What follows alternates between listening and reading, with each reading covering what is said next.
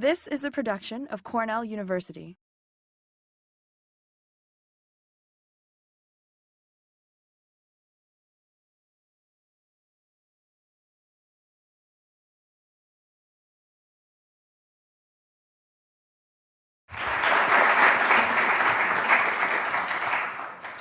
Thank you, Peter. Thank you, Jonathan. Thank you, Allison. This has been a great series, in part because it addresses such a globally important issue, but recognizes the many dimensions that one has to think about in thinking about climate change. So it's a pleasure to be one of the speakers in this series, and I'm happy to be here to talk about yet another aspect of climate change, or another context, if you will, that it's important to put climate change into, and that's religion.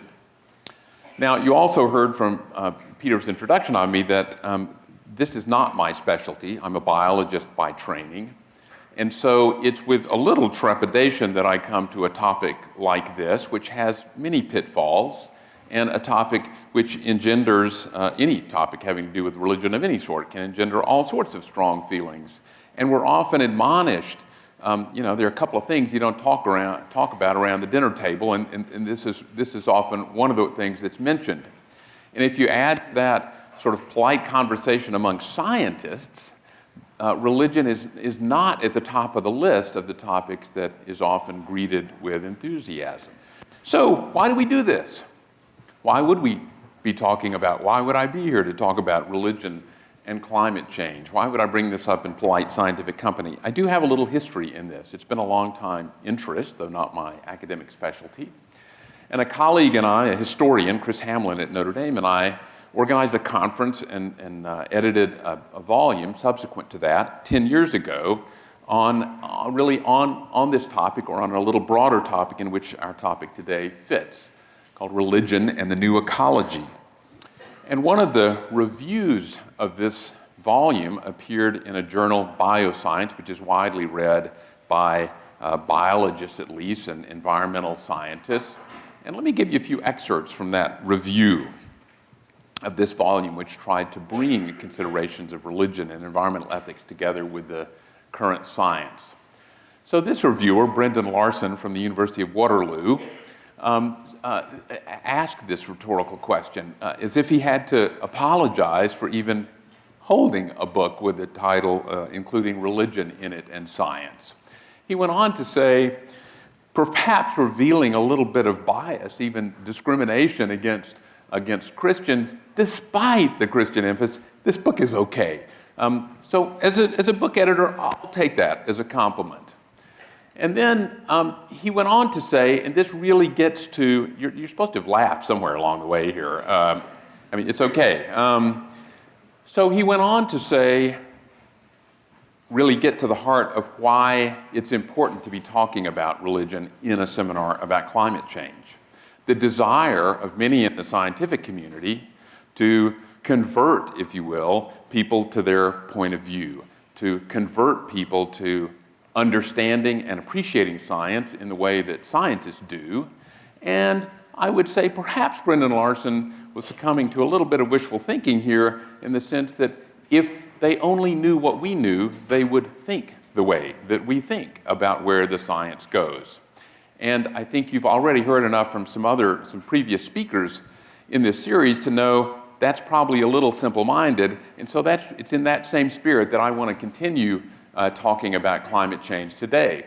So let me remind you, last week you heard Andy Revkin sort of sing something of the same tune when he pointed out, hey, you got to recognize science at best just paints the perimeter. It gives us some information, but inside the information, or around the information that science provides, if you want to think about policy that might help mitigate or adapt to climate change, there's going to have to be a lot more at the table than merely scientific information. That policies and individual behavior and corporate behavior, government policies, corporate practices, they're going to be determined by a whole lot more than just reliable, current scientific information. They're going to be informed by values that come from a lot of different places including religion. One of the people that Andy quoted last week was this eminent oceanographer, Walter Munk, that he participated in a meeting at the Vatican with in 2014.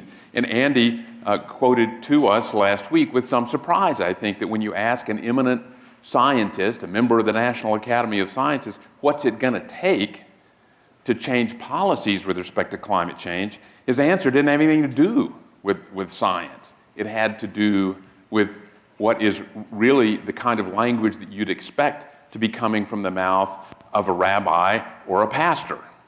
It's going to take a miracle of love and unselfishness. Those connote a lot broader set of conversations than merely scientific or technical information. And also, Andy tried to play a little clip of a video, which really is a fascinating video, which I also encourage you to look at. And in that video, there are a number of people from Woodward County, Oklahoma, interviewed, including this guy who owns an oil and gas business. And he heard a number of religiously informed or religiously motivated statements from these citizens of Woodward County, Oklahoma, including this, that only God controls the climate. The notion is that, boy, surely it's the height of human arrogance to think, one, that we could have an impact on climate, and so therefore it's nonsensical to think that we should actually be thinking about managing the Earth's climate. Surely only God can do that. So I just wanted to remind you of these ideas from Andy, and I think you've heard from some other speakers in this series. We got to think a lot more than just about science. So I hope to lead us in a thinking a little bit more broadly in religious terms about what motivates people and how they interpret and filter scientific information about climate change. I first want to acknowledge that there is an incredibly rich literature out there available to you online in the library on the intersection of religion, environmental ethics, and scientific information. I'll just give you one example on this slide. Here's a recent volume from Mary Evelyn Tucker and her husband John Grimm, both at Yale, both long-time academics in this area. She and John Grimm have edited a series of volumes on ecology and a religion, a series of religions. Now, this is ecology, but it's not climate change per se, but the issues considered in these volumes and many other primary and secondary sources out there would help you think more about this topic if you want to do so. But just to give you the flavor here, in this series published by Harvard University Press, you've got Buddhism in ecology, Taoism in ecology, Confucianism in ecology, Hinduism in ecology, Islam in ecology, Judaism in ecology, and Christianity in ecology. So there's a rich body of academic study, some of it, much of it accessible, certainly all of it accessible to students at Cornell, that deal with the historical relationship of science and religion, and in these volumes, the current relationship and the ways that these religious traditions think about environment. Now, it is certainly not my intention to privilege any one of these religious traditions over others, but I am largely going to focus today on Christianity for several reasons. One of them is that's the one I know the most about, but there are other reasons why I think it's relevant, in this country at least, to think about Christianity. So if we take a global snapshot of what are the religious affiliations of people on the planet, this is what that snapshot looks like. And there's about a third of the people on Earth currently are Christians, with the Muslim piece of that pie growing proportionately relative to the others over time. If we look at the United States, this is what that pie looks like right now, with almost 80% of the US population either Roman Catholic or some flavor of Protestantism, both included in the green Christian piece of that pie. and we have a minority of other religions in the US population. So this is one reason why, if we're talking about climate change and particularly thinking about how religious commitments might affect the way people think about climate change policy, then grappling and understanding where Christians come from on this topic can be important. Now, one of the things that I've learned about my new university, Cornell, in trying to prepare for this, is that Cornell does not report the religious affiliations of its students. I thought, well, that would be at least an interesting and relevant snapshot. No, but this represents the best I could find of the religious affiliations of Cornell undergraduates, and the roughly 25% Jewish slice, which I don't doubt is true, comes from a non-Cornell source. So I don't know what's up with Cornell. I don't know whether this information is collected, but it's not reported. But my point is, I believe that there would still be a relatively large Christian slice of that Cornell pie, and certainly there is also a very large slice of the Jewish faith, as well as others, I'm sure. So I wish I knew what that was. So this is one reason to think about Christianity in the context of climate change. There are a lot of Christians in this country. Now, why would we think about the United States? I think you've heard from a number of other speakers that make this case. The United States is one of the very largest emitters of greenhouse gases on the planet. So we have a country that's inordinately important to climate change, our own country, the US, and we have a religious majority in this country that is Christian. Now, why the combination of these two? I think there's a good reason for that as well, if we're only going to have 1 hour on this topic, to focus on the combination of Christianity and the United States. And that's because some of the most tricky aspects of the religious discussion about climate change and policy have emerged in the United States. And they've emerged both from the religious side and the political side. And for the purposes of today, I'll emphasize the religious side. So you may be a little surprised at how far back I'm going to go and the topic we're going to go to next. It's Mr. Darwin, and it's 1859 and the publication of The Origin of Species.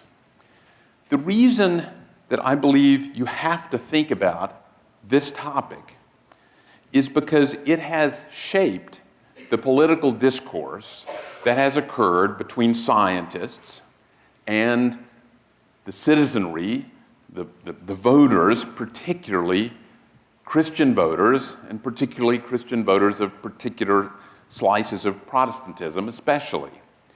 So I'm going to do some very superficial coverage of a lot of history of science and religion in that conversation, particularly in the US. But while the publication of the ideas of evolution that Darwin put forward were controversial in England, where they came from, and Europe more generally, it was not at all as if they met quickly and uniformly with condemnation from the Christian church. It wasn't like that at all. Yeah, there was controversy, there was a lot of discussion, but there was not the sense at all that these were ideas, natural selection and evolution. There was not the sense at all that these ideas were in any existential way inconsistent or threatening to the Christian tradition.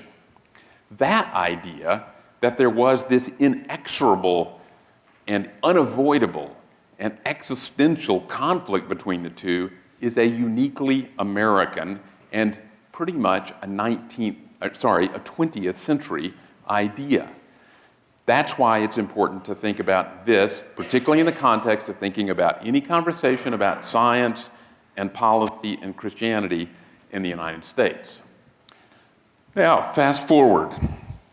That debate in the 20th century that started and really gathered steam in the early and mid and up to our time in the US in the 20th century about the conflict between evolution and Christianity is still ongoing, and it is still a very vitriolic, divisive issue. I'll give you a couple of examples here. Those are hot linked to some videos. There are lots of sources out there you could find that would basically, from a conservative, really fundamentalist Christian perspective, this would be the most accurate way to say it, Christian traditions that rely on biblical literalism, that read the first couple of chapters of Genesis, for example, as if they're almost scientific textbooks. That tradition, which is not a trivial tradition in this 20th and 21st century U.S. Protestantism, would have you believe, as this first summary goes, that if you are a Christian, then you cannot be an evolutionist. You can't be a professional scientist, in other words, is the way that that's often heard. Now, on the other hand, on the other side, if you will, you have what are often these days called the new atheists, and Richard Dawkins is perhaps the most prominent spokesperson for that. And the message you get if you read and listen to this school is that if you believe in evolution, you can't be a Christian.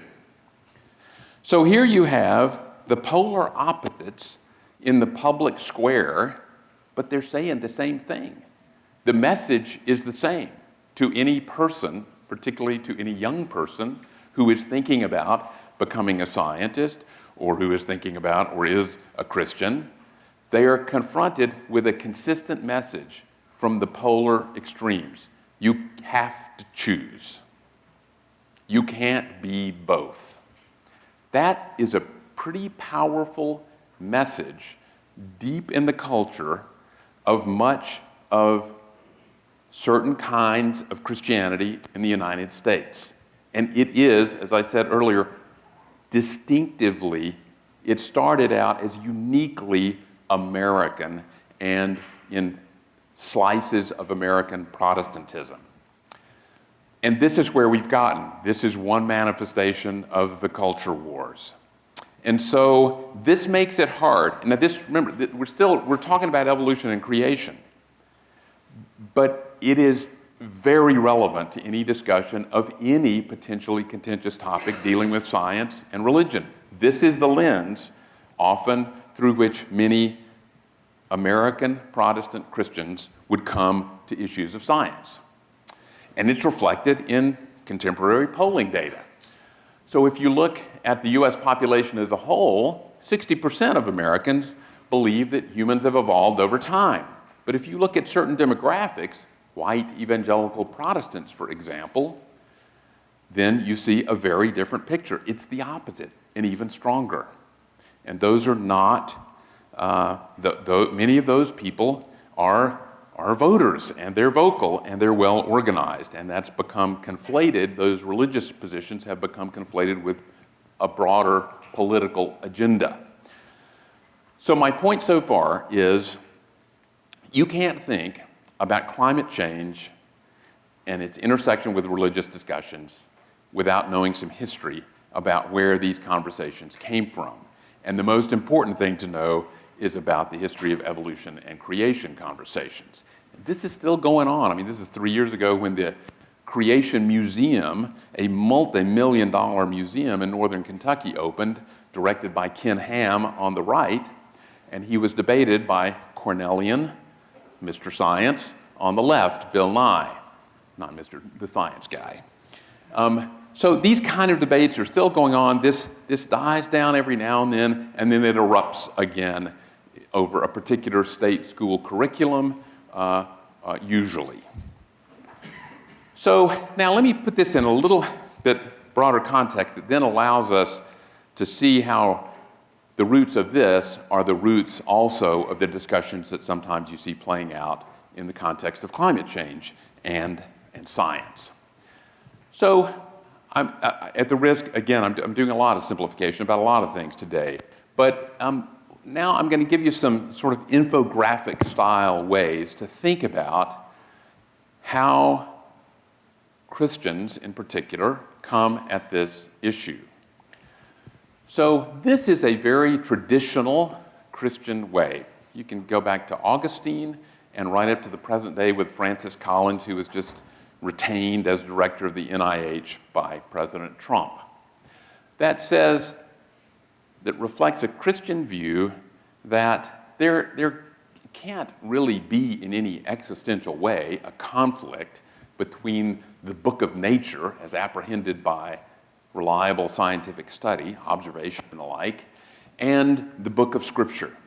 That if they're both from God, that creation is from God, then we have to interpret each in light of the other, but there's not a monopoly on ways of learning, that we recognize that there are different ways to learn, different ways of knowing, different ways of apprehending the way the world works, different ways of apprehending what it means, and that there's, at least theoretically possible, a positive, certainly non-combative relationship between Scripture, the source of religious knowledge, and the book of nature as apprehended by science. So this is a very traditional view. However, it's not these days the only view. So as I said, in the 20th century, in the US, you had this view emerging, that relies on literal interpretations, particularly of the early chapters of Genesis, if you think about creation and evolution, that say, I read Scripture literally, that's the only way to read it. I read it just like I would read a science textbook, and it is the only reliable source of knowledge about anything in the world or our experience.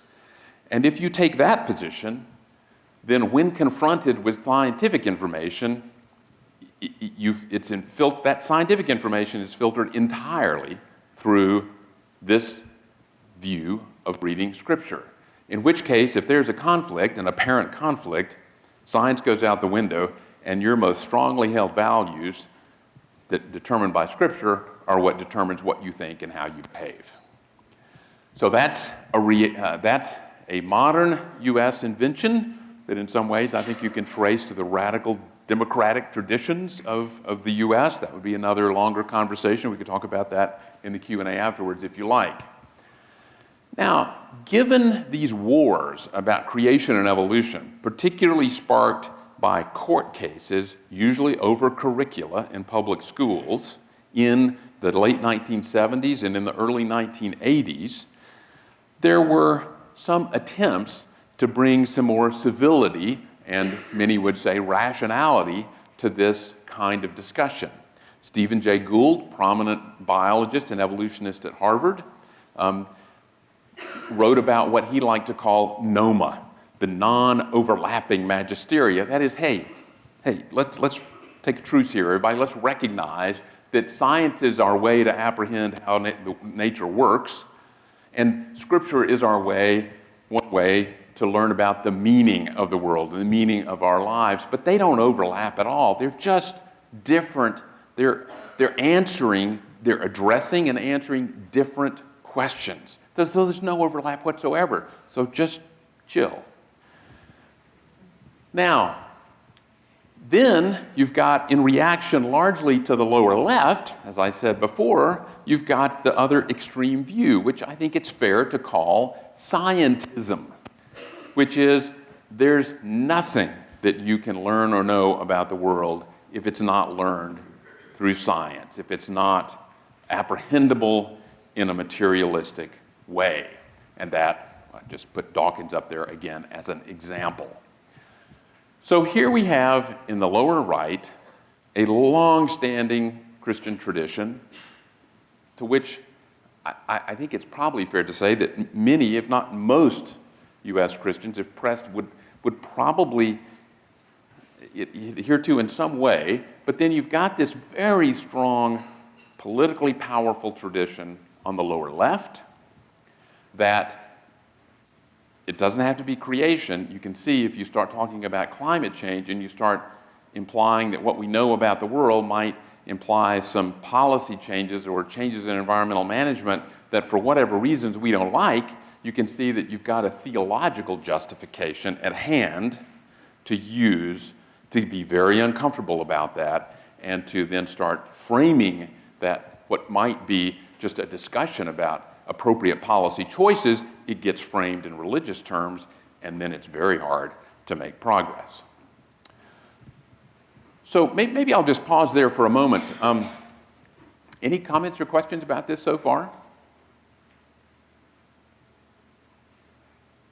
Happy to hear any comments or questions now or later. You can interrupt any time. Okay, so that's a simple way to sort of categorize, crude but useful way to think about the way that different parts of our citizenry in the U.S. approach issues of science and informed by their religious convictions. And again, just to hit home though, even though you get in recent polls a 20% or so group of the U.S. and growing rapidly, group of nones or non-affiliated or atheists or agnostic, you still get this kind of answer to this question. If the question is as simple as, do you believe in God? You've still got 89% of Americans say yes. That's a lot of people that at least have some, they're going to be susceptible to some, they have some religious convictions, religious values. They're going to resonate at some level with thinking religion is relevant in any conversation in the public square. Now, I also want to make another point, though, which gets to why I think we have such a hard time making progress on this divide. And I say the we, I'm not just pointing the finger at my Christian fellows, I'm going to point the finger at us scientists. So now look at these statistics at the bottom here. If you look at U.S. scientists, there's some very famous surveys that were done at these dates, early in the 20th century, and then again more recently. And let's just look, let me draw your attention down to this line that's in bold, greater or National Academy members. So these are preeminent scientists, those scientists that have gained the greatest respect and adoration from our peers. And look at the way that they've answered this question over time. So in 1914, 1916, 28% of the National Academy members would also answer this question, yes, I believe in God. 1933, 15%. 1996, 7%. This group of scientists in general surveys show, as you can see up here, and the group of the most prominent scientists in particular, are very unrepresentative of the population with respect to religious belief. It would be a long conversation and one that we can't answer definitively about why that is. Is that self-selection? Is that discrimination in the academy and among scientists? I suspect there are a number of forces at play there, but it's relevant to thinking about how a discussion is going to go in public when you bring scientists with their scientific knowledge and confidence into contact with people that are very much informed. They may respect science, but they're also very driven by values that may be rooted in one of those other understandings of the relationship between science and Scripture. So, and it's not just the public that are more extreme. So the National Academy of Science is extreme in respect of being unrepresentative in religious terms of the U.S. population. We've got some very powerful politicians in this country, including this guy, Senator James Inhofe from Oklahoma. It's no coincidence that he's from the same state that CNN survey, that CNN video is from, who seems to hold fairly extremely this view that I simplified in this diagram on the bottom left that you've seen before. So here's just a couple of quotations from Senator Inhofe from a Washington Post interview in 2015. Senator Inhofe, among other things, has written a book called The Greatest Hoax, and the subject of that book is the knowledge about climate change. It's the greatest hoax perpetrated by, in his view, scientists.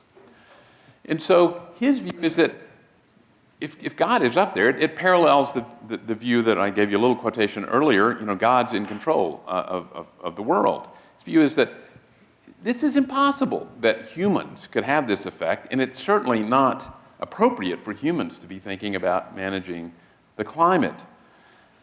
In other places, he and other Christians have also made an argument, an eschatological argument about the end times that would say, hey, We believe that this earth is going to be destroyed. And so it really doesn't matter that much. There's not a great value on what exists now. Again, that's a very extreme Christian theological view, but it exists and it can be used, and it is used sometimes in these contexts. So it's not just that you got a lot of citizens that you need to engage in the places, the religious convictions where they're coming from, it's that we also have some leading politicians who, I didn't mention earlier, are in incredibly influential places with respect to climate change policy. Senator Inhofe now is the chair of the Senate Environment and Public Works Committee. His counterpart in the House of Representatives is similarly unenamored with science. So, this is a rather dismal picture so far in some ways, and I want to add a little bit of that and bring it home to a little local interest. So, in the early 20th century, one of the people who most promoted this idea of an existential conflict between religion and Christianity was one of the two founders of this great university, Andrew Dickson White. A.D. White wrote this very famous volume. It was two-volume treatise, 900 pages, entitled The History of Warfare of Science with Theology in Christendom.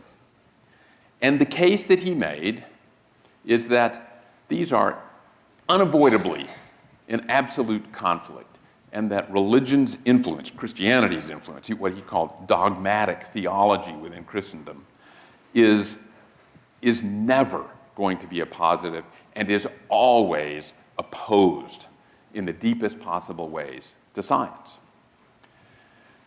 Now, many historians have analyzed White's claims between then and now, and the consensus, quite strong consensus, is that White really had this quite wrong, that it's much more complicated than that, and that, of course, there have been many conflicts that were framed in religious terms. There have also been many times, as many historians have documented, when the rise of Christendom actually enhanced the development of science. There are examples and context-dependent and time-dependent, cultural-dependent ways in which this relationship has been all over the map.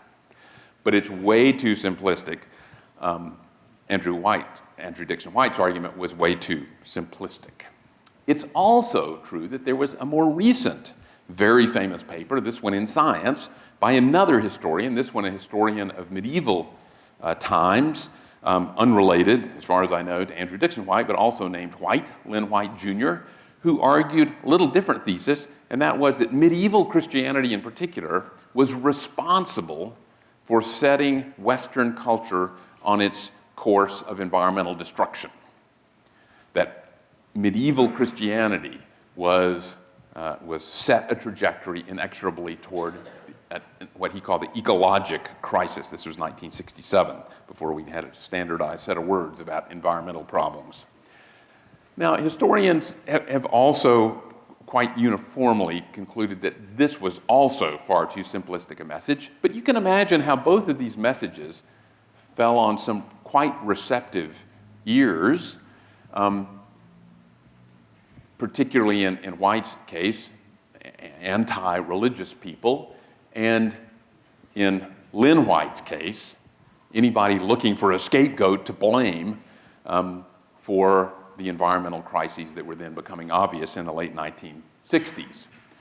But both of these quite simplistic in their analysis, and we have to take a much more nuanced view if we're going to have a productive conversation in the public square between science and religion. And fortunately, there are some different kinds of tradition embedded in Christianity. Ones that are not, they're not fringe, they're not newfangled, they're very deep traditions in Christianity that lead many Christians in quite different ways toward stewardship. The idea that we have a responsibility, we humans have a responsibility to care for the rest of creation. That creation has a value independent of us humans. That if you read Genesis for meaning, every sentence concludes, after the creation of this or that, every sentence concludes, and God saw that it was good. That wasn't just written about humans. And the charge to procreate wasn't given just to humans. It was given to the other critters as well.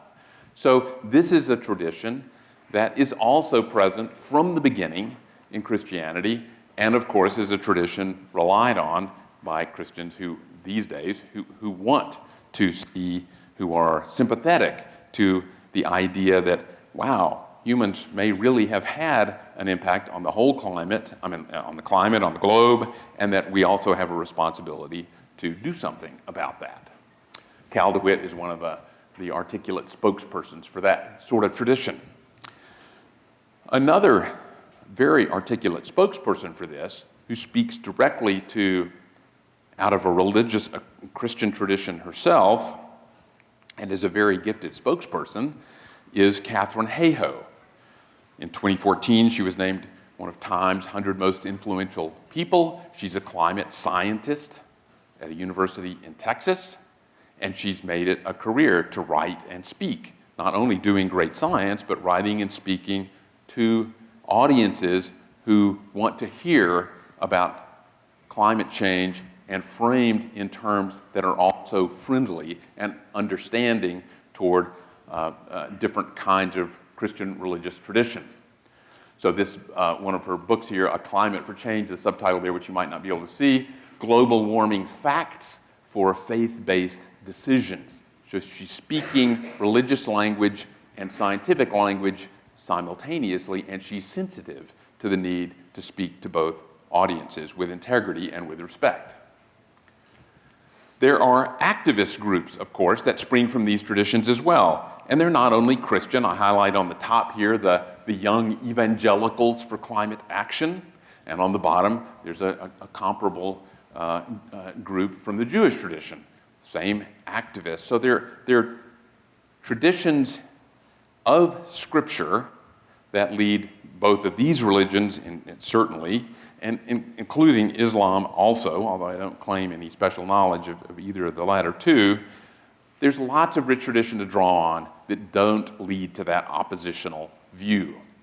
But they're not the ones that have captured the public debate in the United States. So, in the last few months, we have often, unfortunately, entertained the notion that we're in a post-fact world. I heard someone optimistically make the argument the other day, this was a leader of a large organization, we have to just think about this in these terms. Let's just say that facts are on sabbatical for a while. They'll be back. So if we take that long-term view at least, then I think we don't have to be too pessimistic. But we have to, getting back to some of the themes that Andy Revkin and others have written and spoken about a lot, you have to recognize as a scientist, I'm speaking for myself here, that if facts and values are in conflict, if you don't communicate well, the facts are going to lose. The values are going to win. And so scientists have to recognize that. We also, I think, are not so great at recognizing, again, speaking as a scientist, with humility about the role of science, even if everyone agrees on the science, about the proper role of science in environmental management and policy formulation. We're not always great as scientists at recognizing that, facts alone, even if we all agree on them, are not going to, in any direct, linear way, determine what a policy should be. There are lots of other considerations besides how the world works to figuring out what we want the world to look like, what we want the policy outcomes to be. So in a democracy, there's always, appropriately, going to be lots of things at the decision-making table. Scientific information is going to be one of those. We're not great always at recognizing that. We're also not great, particularly in the environmental arena, at recognizing that in fact, the facts are not static.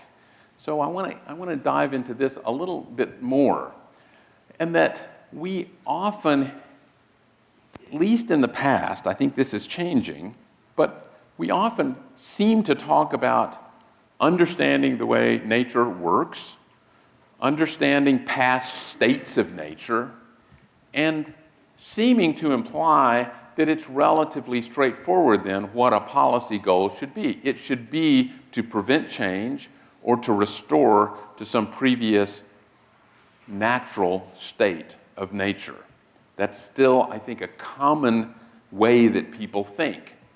When in fact, the understanding of how the world works, how nature works, has changed substantially in some ways in the last 3 decades during my professional lifetime.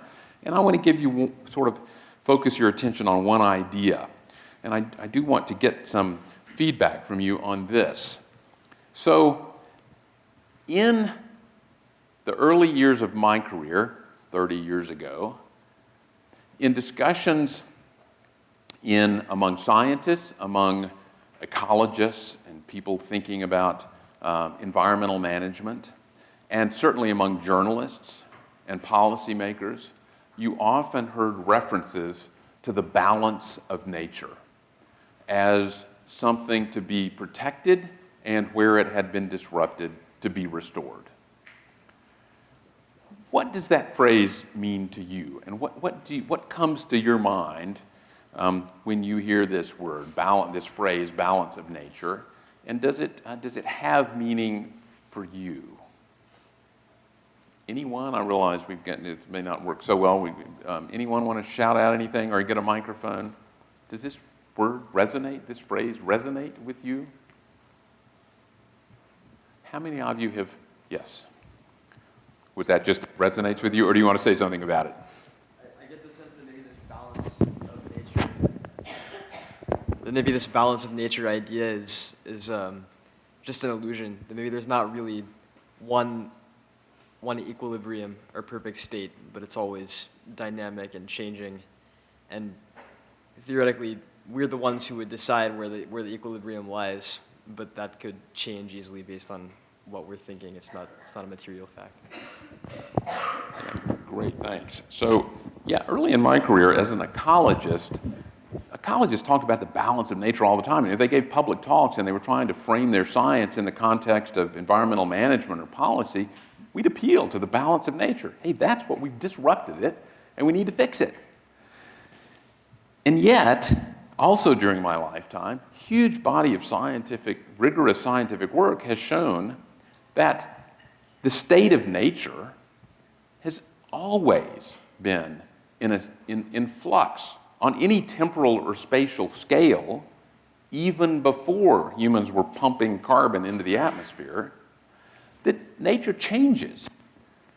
So it's a very risky maneuver, logically, or in public policy, to think that we could just equate a certain state of nature with an environmental goal. And in fact, so that's problematic on factual grounds. Which state of nature, which balance, which state, when, how is it determined? Which one would we privilege as a desirable state over others? And then there's the problem that philosophers have realized long ago and written many learned papers and tomes about what is often called the naturalistic fallacy, which points out that we can't, sorry, I'm getting a little ahead of myself, we can't go from is to ought very reasonably. That here's just a quotation from a general ecology textbook where the analogy is made that ecology is to sort of environmental management what physics is to engineering. That we describe how the world works. But physics doesn't tell you whether you want to build a bridge. It doesn't tell you what kind of bridge you want to build. There's a lot of choices. Physics is important, but it's not determinative. In the same way that ecological understanding of how the world works can't be determinative. There's not going to be a simple linear line from I saw nature working this way, and therefore this is the goal for environmental policy. So there's a factual problem here with the way of thinking. There's a changing conception of nature, and then there's the fact that, as you've heard from many previous speakers, we humans have accelerated change on temporal and spatial scales beyond what humans a generation ago could have imagined. And then there's the problem of basing this, that environmental ethics, and this is what motivated Chris Hamlin and me to have this conference and do this book 10 years ago, is that this appeal to the balance of nature was pervasive. It's less so now, but it still is important. And the question then becomes, well, if we can't base our ethics, our goals for policy on the balance of nature, then what can we do? And philosophers like Patricia Fleming here have also pointed out for a long time, as I started to say a few minutes ago, that you can't go from is to ought anyway. That's what philosophers call the naturalistic fallacy. It's not a given that a certain state of nature is the desirable state of nature. This really ups the ante for us humans, right? We have to recognize it's not so simple to figure out what we should want and why we should want it. We have to think and work really hard to figure that out. So the answer to Patricia Fleming's rhetorical title here was, can nature be our guide to the goals of policy? The answer is resounding no. There've got to be some other things that come into play, values of other sorts that determine what we want the world to be. So this conversation is changing, and now I want to, in the last few minutes, start to turn and talk about some strains of thought and recent developments in the public square.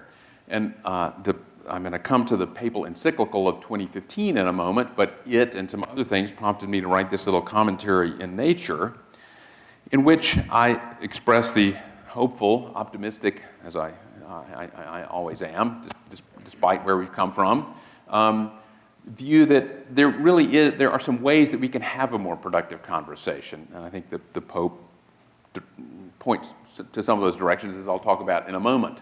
But in this commentary, one of the things I pointed out is that, look, we got to get over these mutual stereotypes, which, let's say, on the environmental side, it's too easy to parody environmental groups often as appearing to love every critter except humans and to hate humans. It's too easy to parody environmental groups with that brush, right?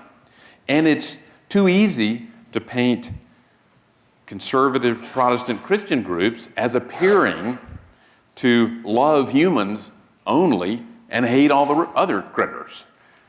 So it's easy to do those parodies because there's been a lot written by people in both parties that are easily exaggerated in those ways, or maybe not even exaggerated. So the Pope Francis in 2015 issued what the Catholics call an encyclical. It's a letter, but it's an authoritative letter if you're a Catholic. And one of the great things about the Catholic tradition is that it doesn't, unlike Protestantism, for the most part, it doesn't have this dependence on biblical literalism. And most Protestants don't either, but it's there.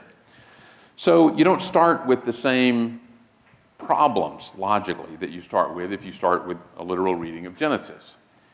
And furthermore, in this encyclical, this is where the Pope and the Catholic Church are coming from, or at least the Pope's part of the Catholic Church, if you can state it that way. The supporters in the Catholic Church of this Pope, let's put it that way, because there are Catholics who don't like this Pope very much.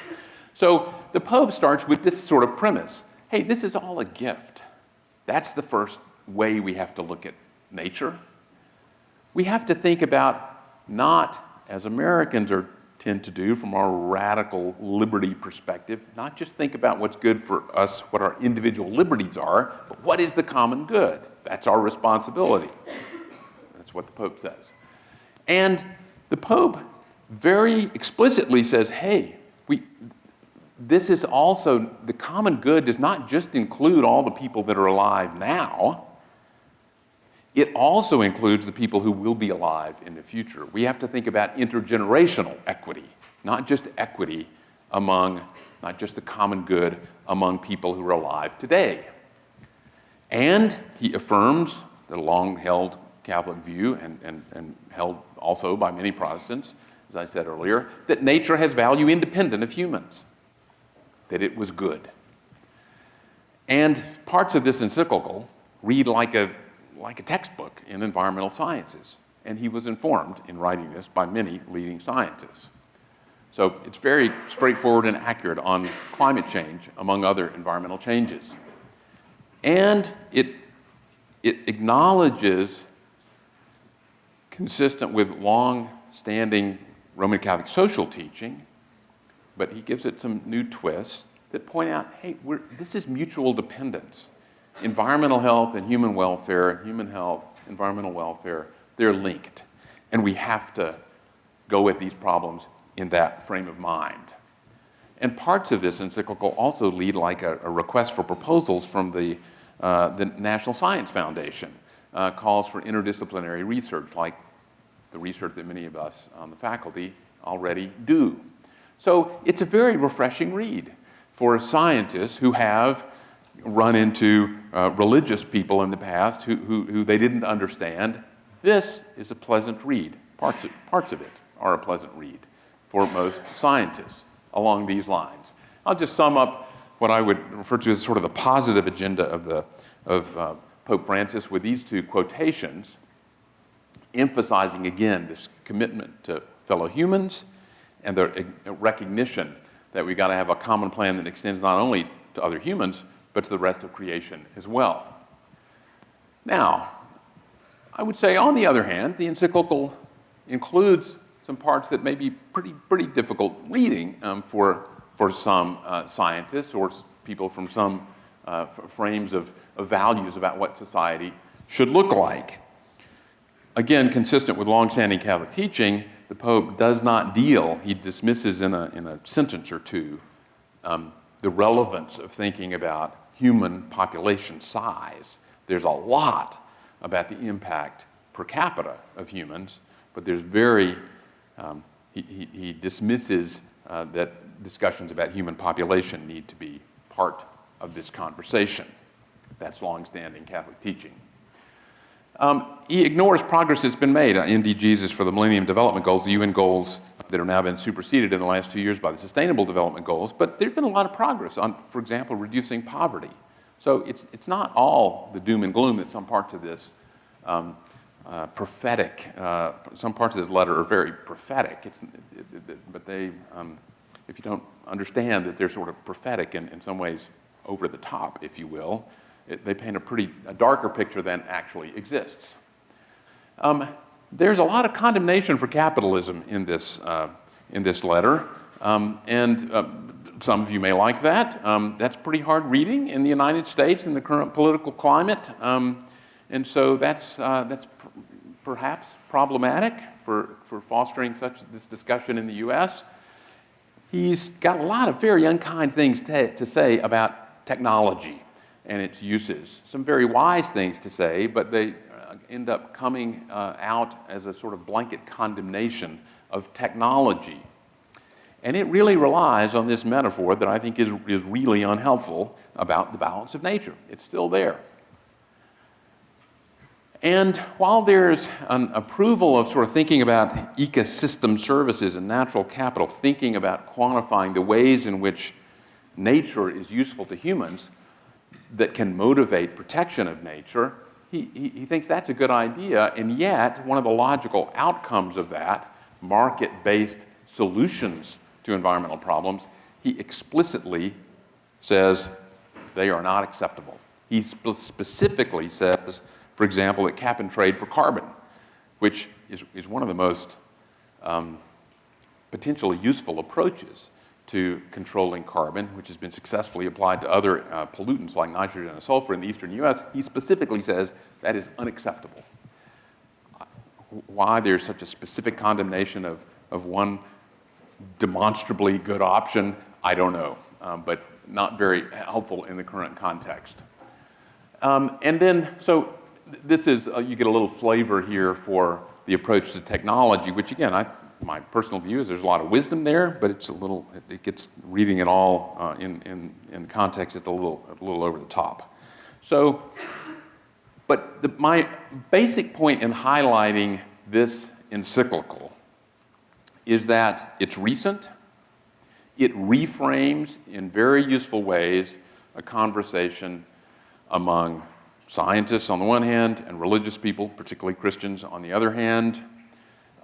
It came, and I'm sure this was no coincidence, its publication was timed to inform, and I believe it did have an effect on the Paris climate, the Paris Accord, the agreement that was reached in Paris. And now I think it would be fair to say that this way of thinking and sort of a new rapprochement possible opened up by this letter has somewhat been overshadowed by the political changes in the United States, where it becomes more difficult to have this kind of conversation. But I am recommending this read to you if you want to get a view into a kind of religious tradition that is in many ways a tradition that is easy for scientists to engage in. So now let me start to wrap up here. We started out, why are we talking about climate and religion? Because there's a lot of religious people, particularly in this country. And if we want to have a scientifically informed discussion of policy, we also have to recognize that that is not the only kind of information that is relevant to making decisions. And we have to, and again I'm saying that we as a scientist, I know you all come from many different disciplinary interests, we as people privileged to have higher education at one level or another, that applies to all of us in this room, we have to engage in ways that understand and recognize where other people are coming from.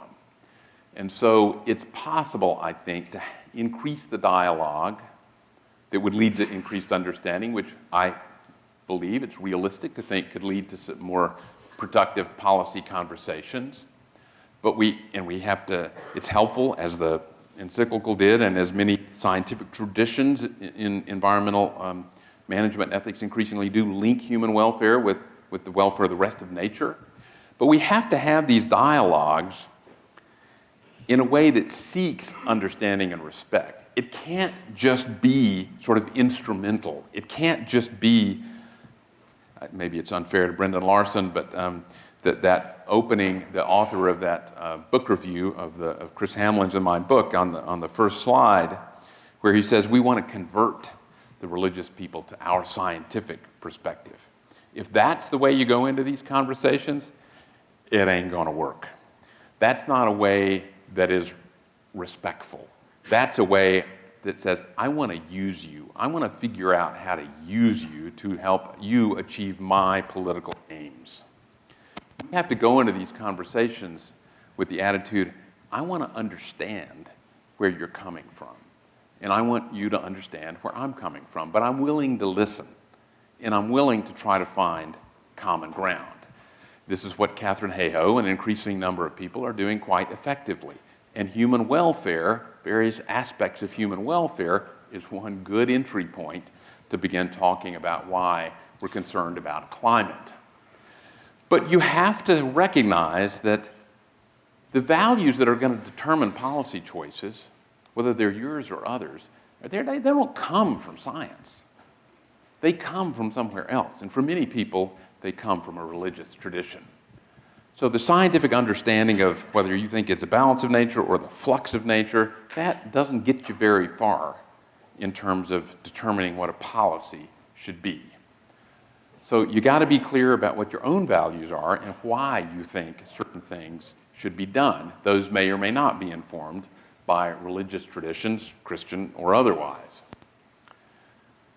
The Pope, in the encyclical, acknowledged this lurching and these divergent views that are prevalent now in the U.S., and of course he's speaking to a global Catholic audience, between what now we call a biocentric ethics, which puts a premium on the value of non-humans, or at least a value that's equal to humans, and what's often described as anthropocentric ethics, which, to the opponents, puts too much of an emphasis on human value. So the Pope is saying, look, both of these things are true. We value both, and we have to figure that out and negotiate it. So there are some useful frameworks, I think, that are emerging out of the academic and policy community. Some of them I've mentioned already, thinking about what value in economic and other terms nature has, other organisms have for humans, and communicating that in terms that are relevant to policy choices.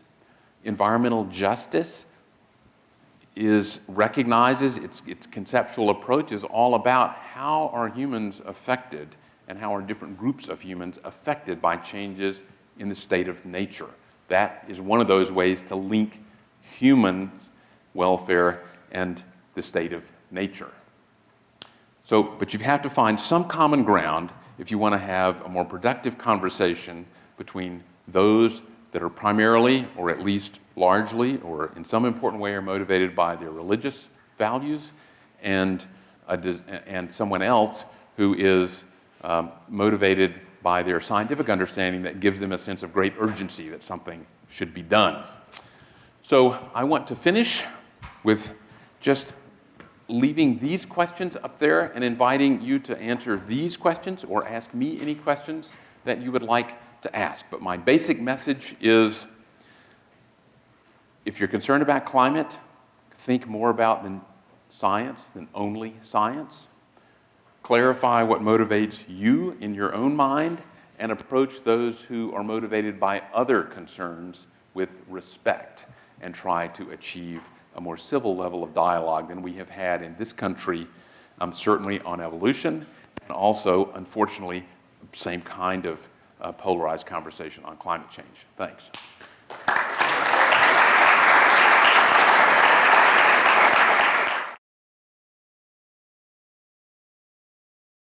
This has been a production of Cornell University, on the web at cornell.edu.